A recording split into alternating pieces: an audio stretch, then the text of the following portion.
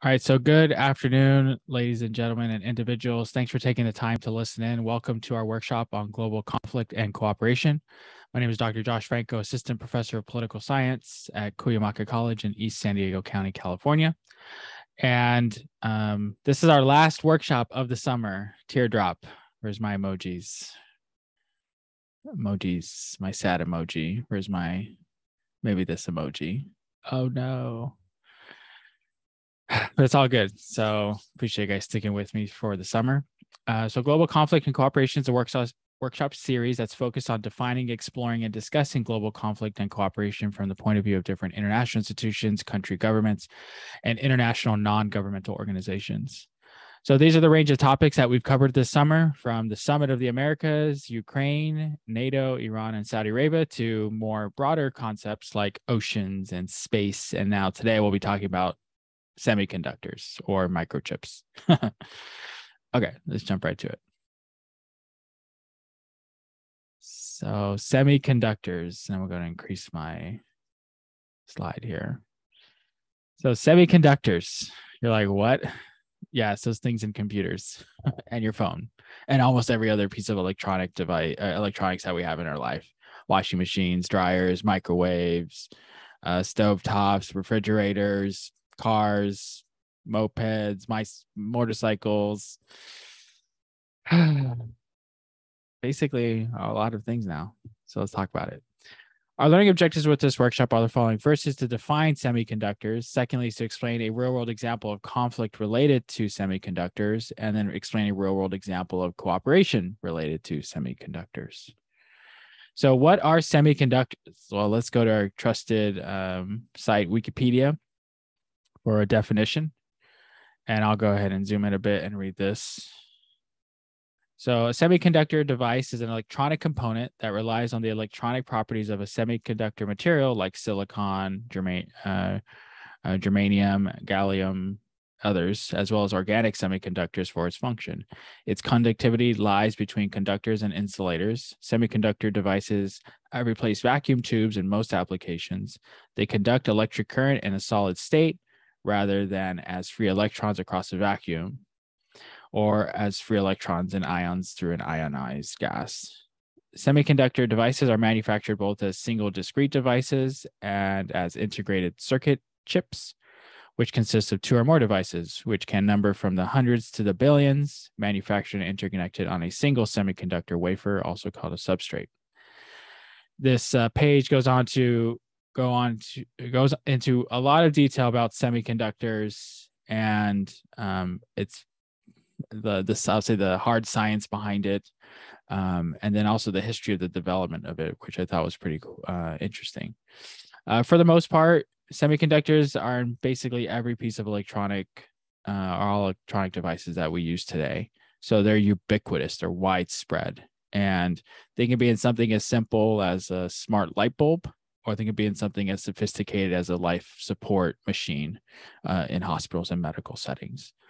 So should go without saying that because they're so widespread, they're important, right? But what does it mean in the context of global conflict and cooperation? Well, let's take a deeper dive. First, when it comes to semiconductors and U.S. industrial global competition and federal policy, I'm going to go ahead and pull up this Congressional Research Service report, and it should be a PDF, so I'll open that up here. So recall that Congressional Research Service is the research arm, nonpartisan arm of the U.S. Congress, and they will write reports about what's going on in different topics, fields, industries, parts of the world. So back in 2020, the CRS wrote this report on semiconductors. And I'll go ahead and pull up this, read this first paragraph. So semiconductors, tiny electronic devices based primarily on silicon or germanium, enable nearly all industrial activities, including systems that undergird the U.S. technological competitiveness and national security. Many policymakers see U.S. strength in semiconductor technology and fabrication as vital to U.S. economic and national security interest. The U.S. semiconductor industry dominates many parts of the semiconductor supply chain, such as chip design. Semiconductors are also a top U.S. export. Semiconductor design and manufacturing is a global enterprise with materials design, fabrication, assembly, testing, and packaging operating across national borders. 6 U.S. headquartered or foreign-owned semiconductor companies currently operate 20 fabrication facilities or fabs in the United States. In 2019, U.S.-based semiconductor manufacturing directly employed 184,000 workers, and on average, at an average wage of $166,000 per year. So this report goes on to detail much of semiconductors in the United States. They talk about the basics of the industry, the global industry, the different segments, the global semiconductor production chain, the manufacturing industry here in the United States, the global semiconductor landscape, federal role in semiconductors, national security concerns. So if you're interested in getting a detailed explanation of why semiconductors are important from the perspective of the U.S. Congress and more broadly the U.S. government, you want to check this report out. So that's a little bit about semiconductors. So some recent legislative and executive action that's happened. So President Biden, for example, held a virtual meeting on Chips for America, which is a piece of legislation that was going to pass that week, that talks about why it's important, why we should be passing the legislation, and so on. And then the Chips Plus legislation is the actual bill that the president was advocating for in that conference that he hosted. And this is a link to the website that breaks down the Chips and Science Acts of 2020. So if you wanted to read the entire bill text, you could. If you wanted to read a section by section summary, which is what we'll pull up in a moment. Now you might be saying, what's a bill? Well, the U.S. government, the Congress, House and Senate will pass bills. Assuming they're the same between both of them, they'll send it to the president. President signs it. It becomes federal law. In this case, the CHIPS Act is a part of a broader piece of legislation that's called is part of the America Competes Act, which is basically like the entire science and technology all bundled into a super bill or to a very large bill. And that passed a number of years ago, about a decade plus, and then another version of it was kind of going through a process. And now this is like its latest iteration. Obviously, it's kind of emphasizing semiconductors and chips in general, but there's a lot of other things in here. So just to kind of show you that, like you have the CHIPS Act, research and innovation, and how it relates to the Department of Energy, the National Institutes of Standards and Technology, the National Science Foundation, the Bioeconomy Research and Development, broadening participation in science, miscellaneous science and tech provisions, NASA, supplemental appropriations, and all that in one bill. And this is just the summary of it. This isn't the actual bill. Now, if you want the actual bill, it's a lot more pages.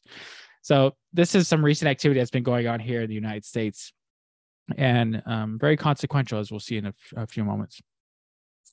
So when it comes to conflict, we can think about it in a international framework and domestic framework. We'll start with the international, and I'll pull up this report by the Brookings Institution, which is a nonpartisan think tank based in Washington, D.C., and they track a whole range of issues, and one of them is semiconductors. In this case, their report on, or their post on lagging but motivated, the state of China's semiconductor industry, right? So this is another country and what they're doing. So I'm going to go ahead and have this read to us here.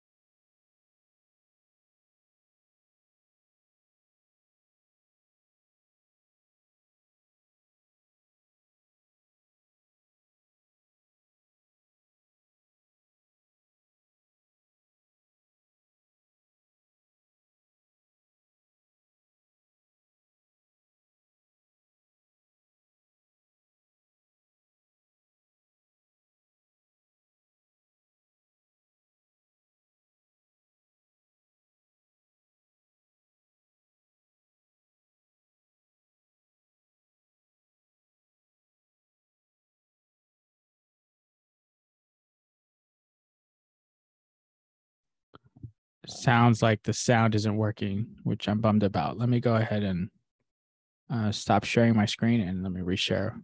Make sure the audio setting is on. Sorry about that. Thanks for pointing it out to me. I appreciate it. I'm gonna go ahead and just summarize this orally. So basically, it's saying like the U.S. has produced a lot of semiconductors and exports them to China. China will obviously purchase them, and they'll then use them into manufacturing or other goods, and then they'll sell things back in the United States. And there seems to be a symbiotic relationship, but at the same time, there is tension between the two countries because China knows that it's dependent on U.S. chips, and it's starting to position itself to not be dependent on U.S. chips. And in this case, the United States is seeing that and saying, okay, we need to also react similarly in the case of using federal government investment in these industries to support them and bolster them. So that's one aspect of conflict. I'm going to go ahead and pull up the CHIPS conference that the president held, and we'll go to the Deputy Secretary of Defense's comments on semiconductors. So let's go ahead and click on this. And if you can give me a thumbs up once the audio starts, that's working this time, I'd appreciate it.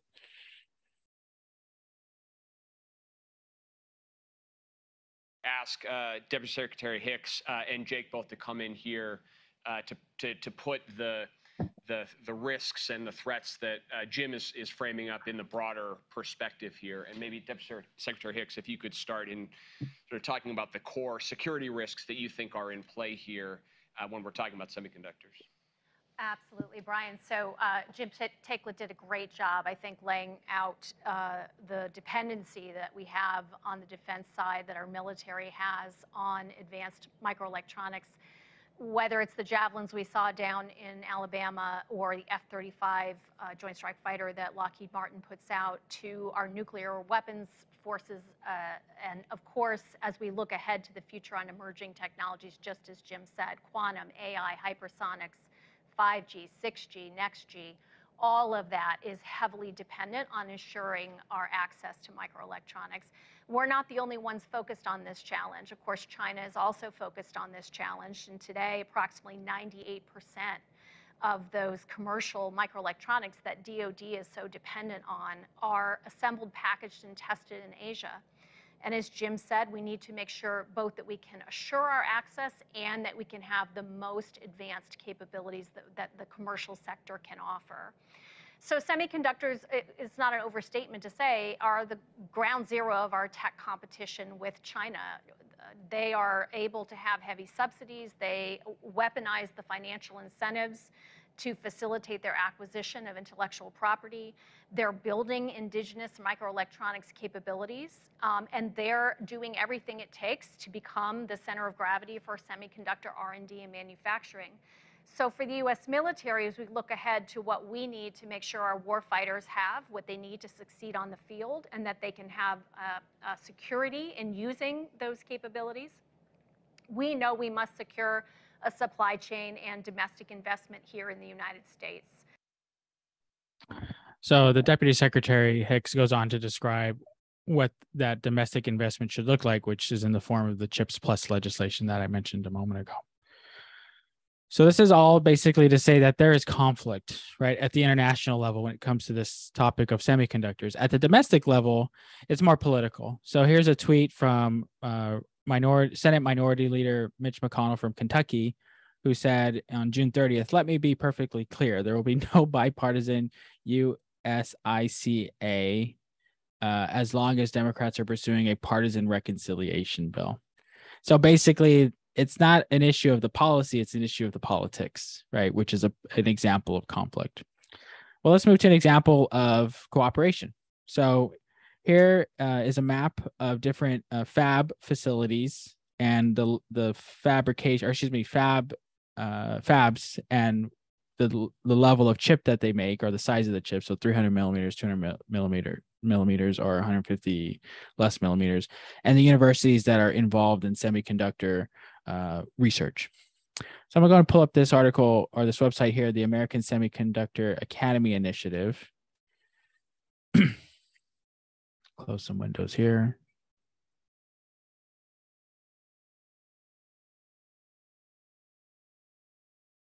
So this academy is focused on facilitating the long-term growth and innovation of U.S. microelectronics. They want to strengthen the talent pipeline by attracting and retaining folks into the field, and is to promote collaboration between universities and industries in this area. So they go on to describe kind of their model and the importance of it and how they're basically reaching out to build those relationships to create the training, the curriculum, the educational experience for the future workforce of the U.S. semiconductor industry. So it's pretty cool to know that people are thinking thoughtfully and carefully about how to not just say we're going to do something like invest federal resources into a particular sector, but also the human element, the people element, right, that will make all of this work now and into the future.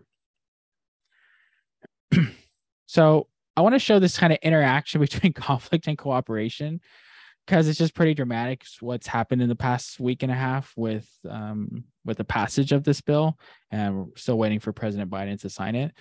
So back in 2021, the Senate and the House passed their several semiconductor bills in their respective chambers, bringing back Minority Leader McConnell's tweets, like saying there's no chips if a reconciliation bill's passed. And then about 2 weeks later, moderate Democratic Senator Joe Manchin from West Virginia basically was seen as pulling the plug on the reconciliation bill. About a week later, President Biden reacted to the dead reconciliation bill, which included climate change, clean energy investments, and the like, and saying like, okay, I might take some executive actions to help remedy this. But the key element here was like this interaction here between, or at least perceived interaction between McConnell says no deal on chips, and then Manchin saying we're not going to have this partisan reconciliation bill, or at least being viewed that way. And then Biden reacting like, oh man, but saying I might do something. A week later, the Senate does pass the chips bill. So July 27th, they're like passes, they're like, yay. And then literally a few hours, like 3 hours later, Schumer, my majority leader, Chuck Schumer, senator from New York, and Joe Manchin put out a press release saying they have an agreement on the reconciliation bill, and they named it the Inflation Reduction Act of 2022. So this generated a lot of confusion last week for folks. Like, wait a minute, I thought Manchin was against it. So like Manchin over here is like, I'm not for it. Biden's also sad. The chips bill passes, which is good, but it costs the reconciliation or the climate bill. And then like 3 hours later, like, just kidding. Like, we got all this stuff. You're like, what? Yeah, that happened. So that night, people were confused. Washington's in shock. And by the next morning on the House side, because it passed the Senate, but it still needed to go to the House of Representatives, which is the other chamber of Congress. And surprisingly enough, the minority House members, or the GOP, or the Republican Party, they were whipping what they say, basically telling people vote against the Chips Plus bill because Schumer and Manchin have an agreement on a reconciliation bill, on another bill. Well, by the end of the day, the House passed it anyways. So this is just an example where like you see, there's a general agreement, like, cooperation, like, okay, we need to have a bill on semiconductors. And then you start to see the beginning of conflict. And then you start to see the consequence of the conflict. And then you start to see another consequence of the conflict. And then you see some cooperation, because it took cooperation of both the majority and the minority in the Senate to pass a bill to overcome a filibuster, which is a blockade of any legislation unless you have 60 plus senators agreeing to it. And then you have like super cooperation, but then this cooperation upsets a whole bunch of people. And then, well, we're still moving forward anyway. So this is the kind of dynamic that we see. And this is all largely, this is, I would say, at the domestic level, this whole story, right? We'll call this domestic. But it's important to point out the very beginning that there was a general sense of agreement. And part of the reason why is because you had this international component, right? People understand that you have to have this technology, these microchips, domestically designed, manufactured, fabricated, and distributed. So with that said, what are some of the implications? Well, we saw that whiplash, like I talked about. First, like people are for it and then they're against it and they don't really know the reasons why, but they're trying to like make it political as opposed to what the policy is. What's the question? And then there's an article that talks about this this inside the secret mansion Schumer deal. It's like Dem shocked, GOP feels betrayed. And I have a link here to Raspberry Pi, and you're like, what's that? So let me go and pull up this article here about the deal. And I just like, as someone who's worked in Congress and knows how sometimes these things happen, this was a big surprise when I saw the news breaking, because I'm like, oh, I thought it was done. But when this happens, it's hard for Washington to react. And it's pretty wild. So this article basically goes on to like say that Manchin and Schumer reached a deal on the reconciliation bill, even though Minority Leader McConnell said you can't have it. And they talked about the deal and its details and how people were just like, whoa, this is great. And at the same time, people were like upset with things, particularly on the Republican side. They're like upset because they thought that it was dead. And the articles that came out after this were even more like shock, not really, or why are you guys all worked up about this? You know, if the Democrats are in power, they're going to use their power to pass legislation they want. And now it's coming to like, okay, what's the nuance of this? And is it actually going to pass? Because, you know, there's one or two moderate senators. The one that's being focused on now is Kristen Sinema from Arizona, who's like, is she for the bill that Manchin and Schumer have agreed to or not?